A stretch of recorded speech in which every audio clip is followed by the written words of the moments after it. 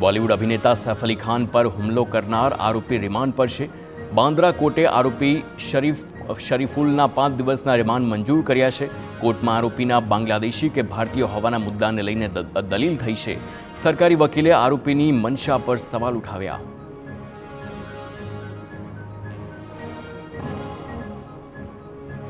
મોહમ્મદ શરીફુલ ઇસ્લામ શહેજાદ નામનો આરોપી મહારાષ્ટ્રના થાણેથી ઝડપાયો છે।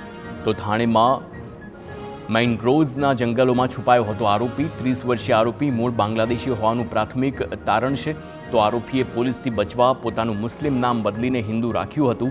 ચોરીના ઈરાદે સૈફના ઘરમાં ઘૂસ્યો હતો શરીફુલ।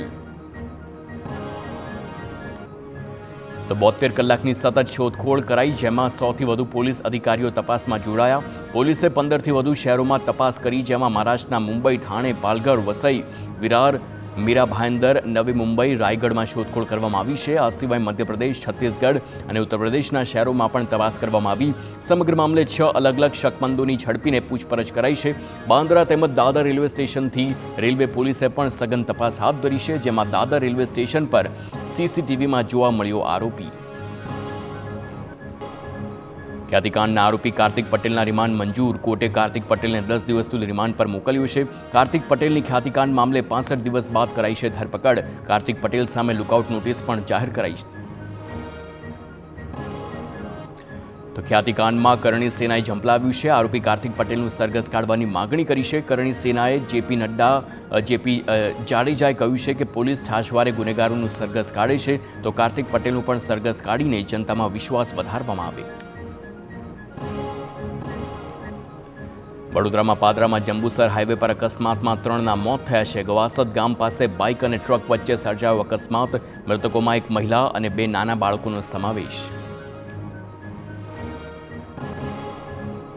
અમદાવાદમાં કોલ્ડ પ્લે કોન્સર્ટની ટિકિટની કાળાબજારી કરતો શખ્સ ઝડપાયો છે। ચાંદખેડા પોલીસે યુવકની કરી છે ધરપકડ। આરોપી પાસેથી કોલ્ડ પ્લેની 6 ટિકિટ મળી આવી છે। 25 અને 26 જાન્યુઆરીએ નરેન્દ્ર મોદી સ્ટેડિયમમાં યોજાવાનો છે કોન્સર્ટ। જમ્મુ કાશ્મીરના ડોડા વિસ્તારમાં ભારે હિમવર્ષા થઈ છે। કાતિલ ઠંડી વધવાની સાથે કાશ્મીરમાં હિમવર્ષા, ચોતરફ બરફથી છવાયેલા પર્વતો નજરે પડ્યા છે। સફેદ ચાદર પથરાઈ હોય તેવા અદ્ભુત નજારો જોવા મળ્યો। શ્રીનગરમાં તાપમાન ગગડીને માઇનસમાં પહોંચ્યું છે। રાત્રિ દરમિયાન -3 ડિગ્રી નોંધાયું છે તાપમાન। દિવસ દરમિયાન 5 ડિગ્રી નોંધાયું છે લઘુત્તમ તાપમાન। કડકડતી ઠંડીની મજા માણવા પહોંચ્યા સહેલાણીઓ। સુરેન્દ્રનગરના ખેડૂતોએ લખ્યો છે મુખ્યપ્રધાનને પત્ર। પાકમાં થયેલા નુકસાનીની સહાય ચૂકવવા માંગ કરવામાં આવી છે। 1419 કરોડનું પેકેજ જાહેર થયા બાદ પણ ખેડૂતો રઝળતા છે। તો કોલડિયા તેમજ ખેરાળી અને કોઠારિયા સહિતના ગામો વંચિત છે। ખેતીવાડી વિભાગને રજૂઆત બાદ પણ સહાય નહીં। 130% વરસાદથી પાકોને નુકસાન થયાની રાવ છે। તાત્કાલિક પાક નુકસાનની સહાય ચૂકવવાની માંગ કરવામાં આવી। ભરૂચ આમોદની ભીમપરા નહેરમાં મસમોટું ગાબડું પડ્યું છે। નહેરમાં ગાબડું પડતા પાણીનો વ્યાપક બગાડ થયો છે। નહેરના પાણી ખેતરોમાં ભરાતા પાક બગડવાની ભીતિ છે। તો ગાબડાના કારણે જરૂરિયાતવાળી જગ્યાએ નથી મળતું પાણી। ખેડૂતોએ નર્મદા નિગમ સાથે નારાજગી વ્યક્ત કરી છે। તંત્ર તાત્કાલિક ધોરણે કેનાલનું સમારકામ કરાવે તેવી માંગ। ઇફકોએ એનપીકે ખાતરની 50 કિલો થેલીના ભાવમાં 250 રૂપિયાનો વધારો ઝીંકી દેતા બનાસકાંઠાના ખેડૂતોમાં રોષ છે। જરૂર હોય ત્યારે ખાતર ન મળવાથી અને તંગી વચ્ચે ખાતરનો ભાવ વધતા ખેડૂતોને પડ્યા છે પડતા પર પાટું જેવી સ્થિતિ। ભાવ વધારો પરત ખેંચવા ખેડૂતોની માંગ છે। જીપીએસસીની આસિસ્ટન્ટ મેનેજરની પરીક્ષા યોજાઈ છે। બપોર અને સાંજે 2 તબક્કાઓમાં પરીક્ષાનું આયોજન કરવામાં આવ્યું। કન્સેન્ટ ફોર્મમાં નિયમ બાદ વિદ્યાર્થીઓની સંખ્યા ઘટી છે। પ્રથમવાર ફોર્મ ભર્યા બાદ પરીક્ષાર્થી પાસે સંમતિ માટે ભરાવાય છે કન્સેન્ટ ફોર્મ। ગુજરાત કેડરના આઈપીએસ શમશેર સિંઘની કેન્દ્ર સરકારમાં પ્રતિનિયુક્તિ। બીએસએફના એડિશનલ ડિરેક્ટર જનરલ તરીકે નિમણૂક કરવામાં આવી છે। 31 માર્ચ 2026 સુધી એડીજી તરીકે ફરજ બજાવશે। 1991ની બેચના આઈપીએસ છે શમશેર સિંઘ। થોડા સમય પહેલા આઈપીએસ પિયુષ પટેલ બીએસએફમાંથી પરત ફર્યા હતા। ગીર સોમનાથના વિરાવળમાં અનાજ માફિયા સામે તંત્રની તવાઈ। સરકારી અનાજના ગેરકાયદે વેચાણનો પર્દાફાશ। રહેણાંક મકાનમાંથી પુરવઠા વિભાગને સરકારી અનાજનો શંકાસ્પદ જથ્થો મળી આવ્યો છે। તો શબ્બીર મિયા ઉર્ફે પાકિસ્તાની નામના કુખ્યાત શખ્સની ધરપકડ। 75,000નું અનાજ જપ્ત।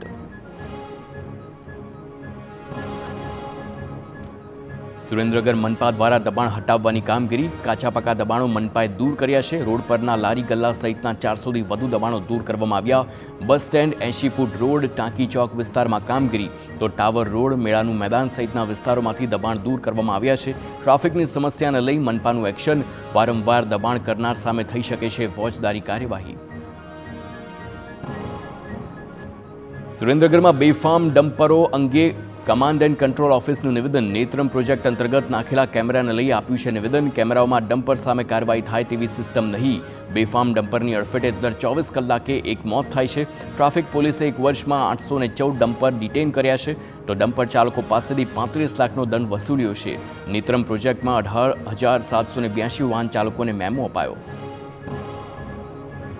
સુરત શહેર પોલીસે ગુમ થયેલા બાળકને માત્ર 10 કલાકમાં શોધી કાઢ્યો. બાળક તેના પરિવાર સાથે મિલન કરવામાં આવ્યું છે. 100થી વધુ સીસીટીવી ફૂટેજ ચેક કરીને બાળકની ભાળ મેળવી છે. નવયુગ કોલેજ પાસેથી બાળક માતા પિતાને કયા વગર જ નીકળી ગયો હતો. બાળકના માતા પિતા મજૂરી કામ કરે છે.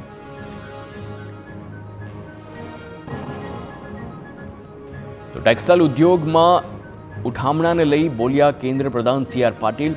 ઉધારમાં કોઈને કાપડનો માલ ન આપવો તેવું ફોસતા નક્કી કરે. રોકડમાં કાપડનો માલ આપશો તો ટેક્સટાઇલ ઉદ્યોગને 4 ચાંદ લાગશે. તો federation of Surat trade and textile એસોસિએશનના કાર્યક્રમમાં હાજર હતા પાટીલ. સુરતની VNSGUમાં વિદ્યાર્થીઓને 28થી 32 પાનાની ઉત્તરવહીને બદલે 8થી 24 પાનાની ઉત્તરવહી અપાશે.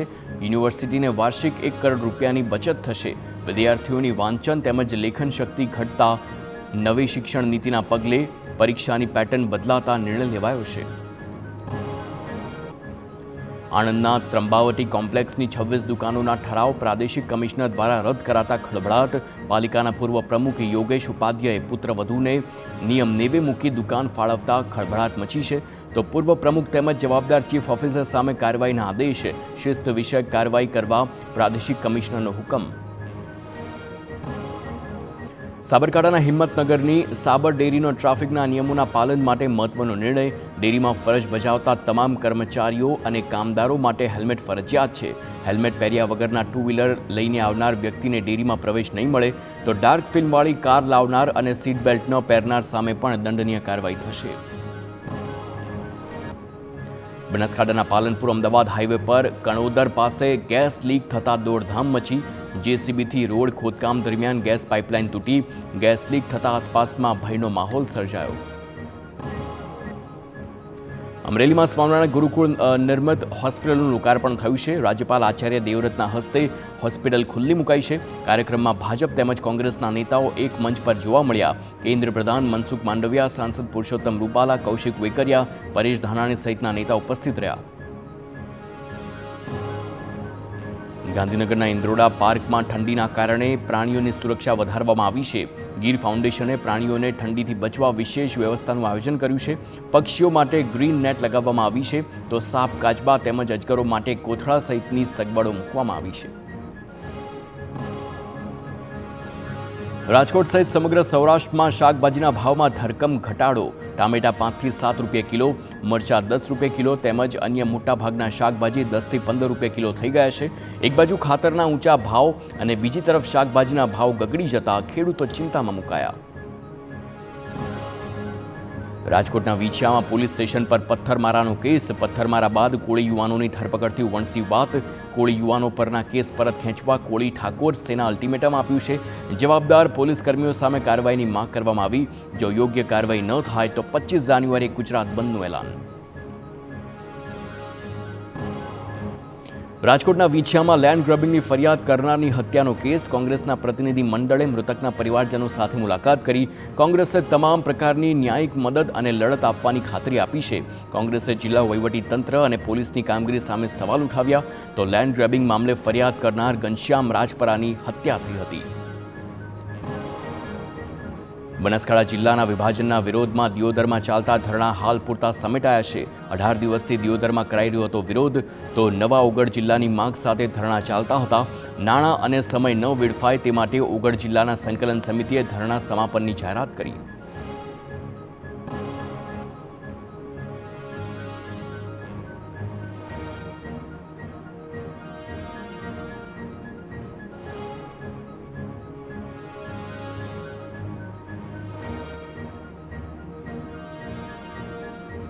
તો નવી રણનીતિ સાથે ઉગ્ર લડતની જાહેરાત કરવામાં આવી છે. તાલુકા મથકના બદલે ગામ લેવલથી ધરણા કરવામાં આવશે. સંકલન સમિતિની નવી ટીમની કરાશે રચના. દરેક ગામમાંથી 11 સભ્યોની નિમણૂક કરવામાં આવશે. દિલ્હી વિધાનસભા ચૂંટણી પછી જ ભાજપ નવા રાષ્ટ્રીય અધ્યક્ષ પસંદ કરશે. દિલ્હી વિધાનસભા ચૂંટણી પણ વર્તમાન અધ્યક્ષ જેપી નડ્ડાની અધ્યક્ષતામાં જ લડાશે. ભાજપ રાષ્ટ્રીય પ્રમુખની ચૂંટણી 10 ફેબ્રુઆરીથી 20 ફેબ્રુઆરી વચ્ચે યોજાય તેવી શક્યતા. અમદાવાદના બાપુનગરમાં ભાજપના સંવિધાન ગૌરવ અભિયાન કાર્યક્રમમાં ભાજપ અધ્યક્ષ જેપી નડ્ડાએ કોંગ્રેસ તેમજ ગાંધી પરિવાર પર પ્રહાર કર્યા. જમ્મુ કાશ્મીરમાં સંવિધાન પીએમ મોદીએ લાગુ કરાવ્યું છે. જમ્મુ કાશ્મીરની સમસ્યા અંગે પૂર્વ વડાપ્રધાન નહેરુને જવાબદાર ઠેરવ્યા. ઇન્દિરા ગાંધીએ પોતાની ખુરશી બચાવવા કટોકટી લાદ્યાનો આરોપ લગાવ્યો. તો કેન્દ્રીય આરોગ્ય મંત્રી જેપી નડ્ડાની નામાંકિત ડોક્ટર સાથે ચર્ચા. તબીબો સાથે હેલ્થ કેર એક્સલન્સ ડાયલોગ કાર્યક્રમમાં ચર્ચા.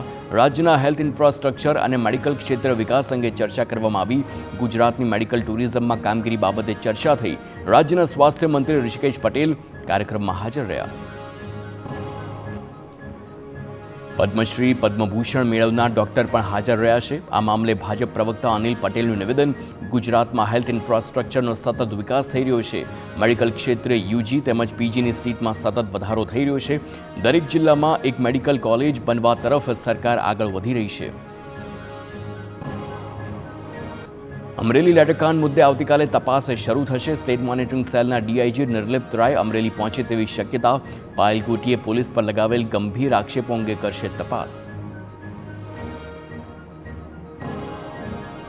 દાહોદમાં ખાનગી વિભાગની પંચેલા ગામે સૌથી મોટી રેડ. હોટલના પાર્કિંગમાંથી રેતીની ઓવરલોડ ટ્રક ઝડપી પાડી છે. દેવગઢ બારિયામાંથી 17 જેટલી રેતીની ઓવરલોડ ટ્રક ઝડપાઈ છે. ખનીજ વિભાગ સહિત મામલતદાર તેમજ પોલીસના સંયુક્ત ઓપરેશનમાં ટ્રકો ઝડપાઈ છે.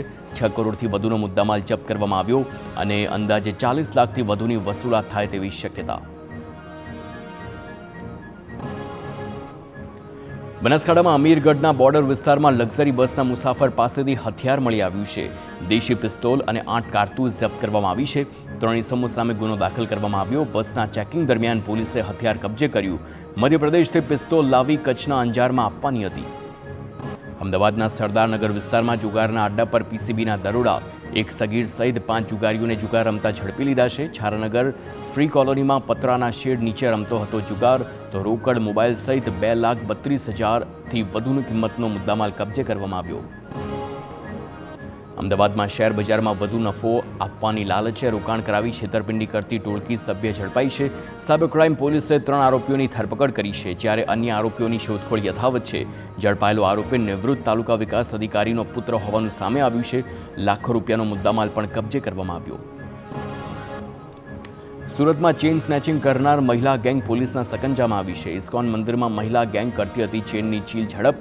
તો જહાંગીરપુરા પોલીસે 3 મહિલાઓની ધરપકડ કરી છે. 1,40,000ની કિંમતનો મુદ્દામાલ જપ્ત કરવામાં આવ્યો. તમામ મહિલાઓ અંકલેશ્વરથી ચોરી કરવા માટે સુરત આવતી હતી.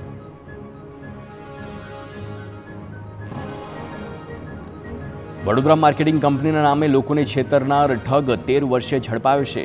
આરોપીએ લોભામણી સ્કીમ આપી લોકો પાસેથી 71 લાખ રૂપિયા ઉઘરાવ્યા હતા. અભિનવ ગોલ્ડ ઇન્ટરનેશનલ માર્કેટિંગ લિમિટેડના નામે આચરી હતી ઠગાઈ. 228 લોકો પાસે લોભામણી સ્કીમોમાં રૂપિયા ભરાવી ફરાર થઈ ગયો હતો. આણંદના ઉમરેઠમાં તસ્કરોએ સોના તેમજ ચાંદીના બદલે પિત્તળના વાસણોની હાથફેરો કર્યો છે. બંધ મકાનમાંથી ચોરોએ પિત્તળના વાસણો ઉઠાવ્યા છે. લોકોએ બૂમાબૂમ કરતા તસ્કરો વાસણો રસ્તા પર ફેંકીને ભાગી છૂટ્યા. પોલીસે તપાસ શરૂ કરી. અમરેલીના પીપાવાવ પોર્ટની કોલોનીના બંધ ક્વાર્ટરમાં ચોરી થઈ છે. તિજોરી તોડી તસ્કરો 5,50,000 રૂપિયાની કિંમતના સોના તેમજ ચાંદીના દાગીના તેમજ રોકડ રકમ લઈને ફરાર થયા. પીપાવાવ મરીન પોલીસ, એલસીબી સહિતની એજન્સીઓએ તસ્કરોની તપાસ માટે તજવીજ હાથ ધરી. મહેસાણાની સોસાયટીના કોમન પ્લોટમાંથી કારની ચોરી. સોસાયટીમાં પાર્ક થયેલ વૈભવી થાર કાર ઉઠાવી તસ્કરો ફરાર થયા છે. સીસીટીવી ફૂટેજમાં દેખાયેલા ચોરને પકડવા પોલીસે હાથ ધરી છે તજવીજ.